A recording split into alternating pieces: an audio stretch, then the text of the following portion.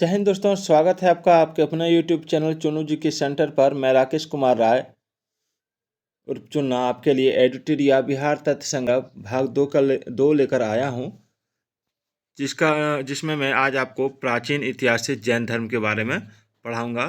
तो चलिए देखते हैं।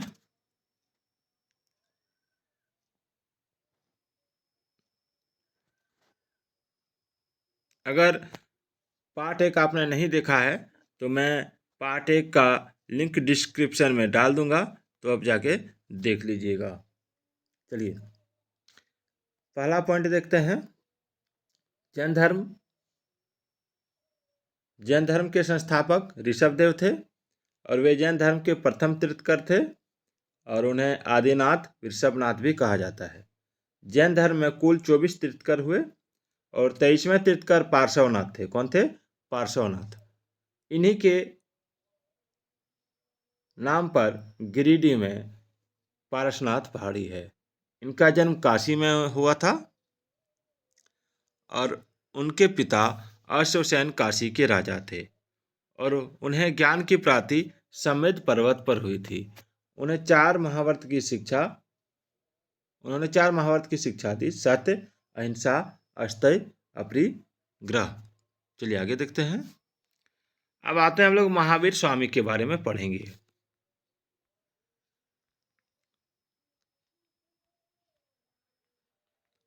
महावीर स्वामी जैन धर्म के 24वें तीर्थकर थे।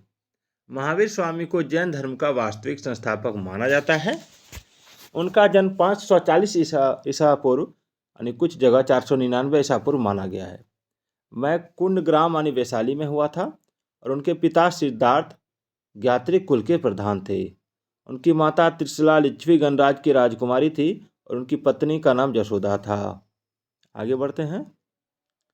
उनकी पत्नी का नाम प्रियदर्शनी यानी अन्नोजा था और उनके जामाता यानी दामाद का नाम जामली और जमाली था। उन्होंने 30 वर्ष की आयु में गृह त्याग किया और 12 वर्षों की कठोर तप के बाद 42 वर्ष की आयु में उन्हें केवल यानी ज्ञान की प्राप्ति जिरिम्बिक ग्राम में रिरजू पालिका नदी के तट पर साल वृक्ष के नीचे हुई। जैन धर्म के त्रिरत्न थे: सम्यक दर्शन, सम्यक ज्ञान, सम्यक आचरण। चलिए आगे बढ़ते हैं। जैन धर्म के 5 महाव्रत थे: सत्य, अहिंसा, अस्तेय, अपरिग्रह, ब्रह्मचार्य। सत्य यानी झूठ नहीं बोलना, अहिंसा यानी हिंसा नहीं करना, अस्तेय यानी चोरी नहीं करना, अपरिग्रह यानी धन का संग्रह नहीं करना और ब्रह्मचार्य यानी इंद्रियों को वश में करना। चलिए 5वां जो महाव्रत था ब्रह्मचार्य, महावीर स्वामी द्वारा प्रतिपादित किया गया और अनेकांतवाद, सियादवाद या सप्तभंगी ज्ञान सिद्धांत का संबंध जैन धर्म से है। आज देखिए, महावीर स्वामी ने अपना पहला उपदेश राजगिरी में दिया और जैन धर्म के तीर्थकर एवं उनके प्रतीक को देखते हैं। प्रथम तीर्थकर थे ऋषभदेव, प्रतीक था बैल एवं ऋषभ। द्वितीय तीर्थकर थे अजितनाथ, प्रतीक था हाथी। 23वें तीर्थकर थे पार्श्वनाथ, प्रतीक था सर्प और 24वें तीर्थकर थे महावीर स्वामी, प्रतीक है सिंह। नोट कर लीजिए कि महावीर स्वामी के अतिरिक्त 12वें तीर्थकर वासुपूज्य का जन्म बिहार में हुआ था। चलिए एडिटोरिया बिहार तथ्य संग्रह आप देख रहे हैं। जैन संगतियों के बारे में जानिए।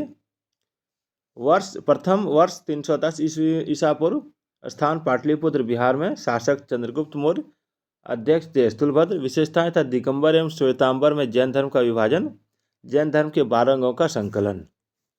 दूसरा द्वितीय 512 ईस्वी, वल्लवी गुजरात में हुआ था। शासक का पता नहीं चल रहा है इसमें। और देवर्धि जो इसमें अध्यक्ष थे देवर्धि और क्षमाश्रमण। जैन धर्म ग्रंथों का अंतिम संकलन हुआ था इसमें।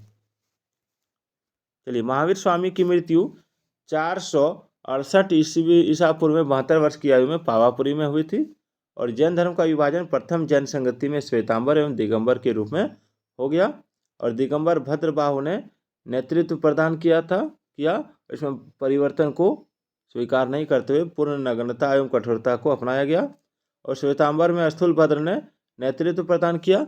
इसमें श्वेत वस्त्र पहनने की परंपरा थी तथा यह दिगंबर की तुलना में कम कठोर था। इसमें परिवर्तन को स्वीकार किया गया। चलिए शुंग वंश के बारे में जानेंगे। मौर्य वंश के अंतिम शासक बृहदर्थ की हत्या कर पुष्यमित्र शुंग ने 185 ईसा पूर्व में शुंग वंश की स्थापना की। पुष्यमित्र शुंग ब्राह्मण था और वह बृहदर्थ का सेनापति था। पुष्यमित्र ने सेनानी की उपाधि ली थी और उसने अवनों के आक्रमणों को विफल किया था। पुष्यमित्र ने 2 अश्वमेध यज्ञ करवाए, इसमें पुरोहित पतंजलि थे। और पुष्यमित्र की मृत्यु के बाद उसका पुत्र अग्निमित्र 148 ईसा पूर्व में राजा बना। और कालिदास के नाटक मालविका अग्निमित्र में अग्निमित्र एवं मालविका का वर्णन है। इसमें इस वंश का अंतिम शासक देवभूति था। और कण्व वंश के बारे में अब हम जानेंगे। कण्व वंश की स्थापना वसुमित्र ने देवभूति की हत्या कर की। और वसुमित्र शुंगों के आमात्य मंत्री थे। और कण्व वंश में ब्राह्मण वंश था। कण्व वंश भी ब्राह्मण वंश था। और इस वंश का अंतिम शासक सुशर्मा था। और सातवाहन वंश के संस्थापक सिमुख ने सुशर्मा की हत्या कर कण्व वंश का अंत कर दिया। देखिए कुषाण वंश के बारे में जानेंगे।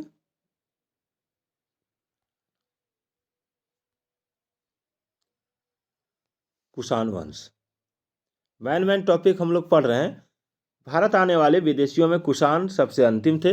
और विदेशियों के आने का क्रम पहले था हिंद, यूनानी, शक, पहलव, कुषाण। कुषाण चीन के यूची यानी तोखरी जाति से संबंधित थे। कुषाण वंश के संस्थापक कुजुल कडफिसेस थे।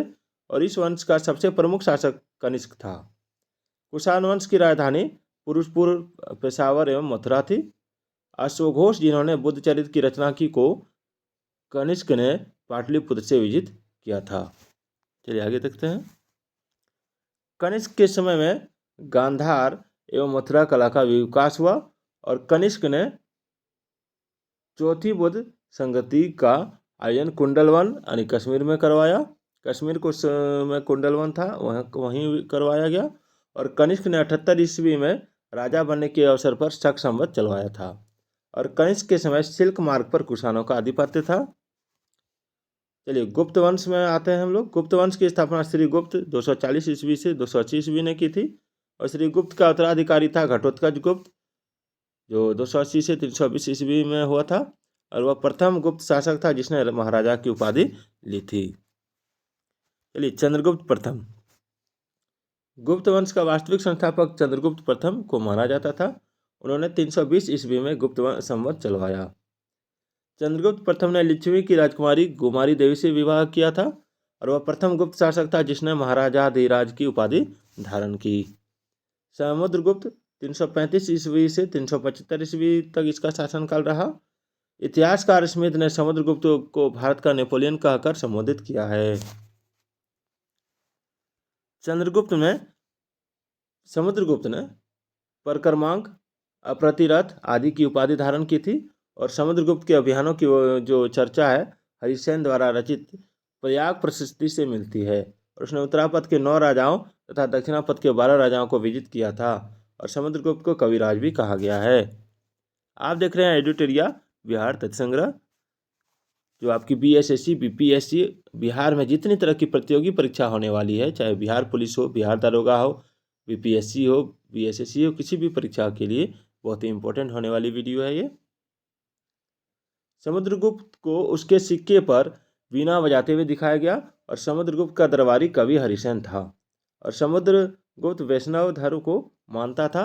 और समुद्रगुप्त द्वारा अश्वमेध कराने के प्रमाण भी मिले हैं।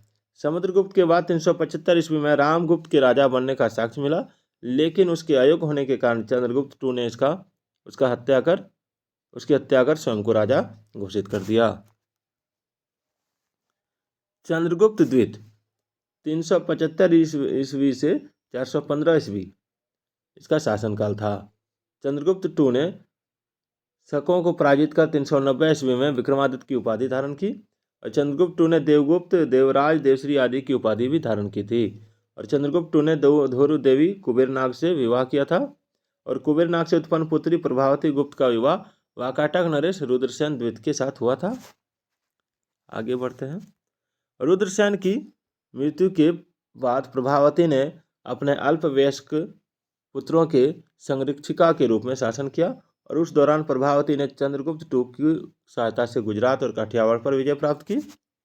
उसके बाद चीनी यात्री फाहियान चंद्रगुप्त II के समय भारत आया था और फाहियान भारत में 14 वर्षों तक रहा था, 399 से 414 तक। चंद्रगुप्त II को मेहरौली लोह स्तंभ में चंद्र नाम से संबोधित किया गया और मेहरौली लोह स्तंभ चंद्रगुप्त II का माना जाता है। और चंद्रगुप्त II के 9 रत्न थे: कालिदास, धन्वंतरी, अमर सिंह, वराहमिहिर, शंकु, बेताल, भट्ट, घटकरपर, छपनक एवं भरूची। चलिए आगे बढ़ते हैं। कुमारगुप्त प्रथम। चंद्रगुप्त II एवं धुरदेवी का पुत्र कुमारगुप्त प्रथम 415 ईस्वी में शासक बना। नालंदा विश्वविद्यालय की स्थापना कुमारगुप्त के समय में हुई थी और गुप्त काल में नालंदा विश्वविद्यालय शिक्षा का प्रमुख केंद्र था। बाद में यह बौद्ध धर्म की शिक्षा का सबसे प्रमुख केंद्र बना। आइए स्कंदगुप्त के बारे में पढ़ेंगे। स्कंदगुप्त जो थे, मध्य एशिया के बर्बर जाति हुनों का आक्रमण स्कंदगुप्त के समय हुआ और स्कंदगुप्त ने हुनों को पराजित कर भारत से बाहर कर दिया। इसका वर्णन जूनागढ़ अभिलेख में मिलता है। अभिलेख में हुनों को मलेच्छ कहा गया है। आगे बढ़ते हैं। स्कंदगुप्त ने चंद्रगुप्त मौर्य द्वारा निर्मित सुदर्शन झील का पुनरुद्धार करवाया था और स्कंदगुप्त ने शक्रादत्त की उपाधि धारण की। और गुप्त वंश का अंतिम शासक विष्णुगुप्त था और गुप्त वंश के साथ मगध वंश का अंत हो गया। और इतिहासकार V.A. स्मिथ ने सांस्कृतिक उपलब्धियों के कारण गुप्त काल को स्वर्ण युग की संज्ञा दी है। चलिए पाल वंश के बारे में पढ़ेंगे। पाल वंश की स्थापना गोपाल ने 750 ईस्वी में की थी और गोपाल ने औदंतपुरी विश्वविद्यालय की स्थापना बिहार शरीफ में भी की थी। और इस वंश का सबसे प्रमुख शासक धर्मपाल था। धर्मपाल ने विक्रमशिला विश्वविद्यालय की स्थापना की जो भागलपुर में है।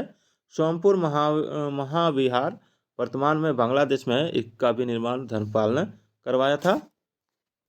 चलिए आगे देखते हैं। धर्मपाल ने त्रिपक्षीय संघर्ष में प्रतिहारों एवं राष्ट्रकूटों से संघर्ष किया था और धर्मपाल प्रतिहार शासक वत्स राज से पराजित हुए और बाद में धर्मपाल ने राष्ट्रकूट शासक ध्रुव और प्रतिहार शासक वत्स राज को पराजित किया। उसने कुछ समय के लिए कन्नौज पर अधिकार भी किया।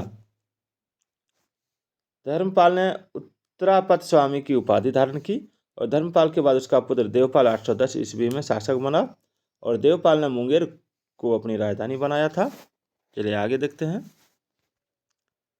देवपाल ने जावा की शैलेंद्र वंशी शासक बलदेव पुत्र को नालंदा में बिहार बनवाने के लिए 5 गांव दान में दिए थे और देवपाल के लिए विग्रहपाल, महिपाल, रामपाल आदि ने शासन किया।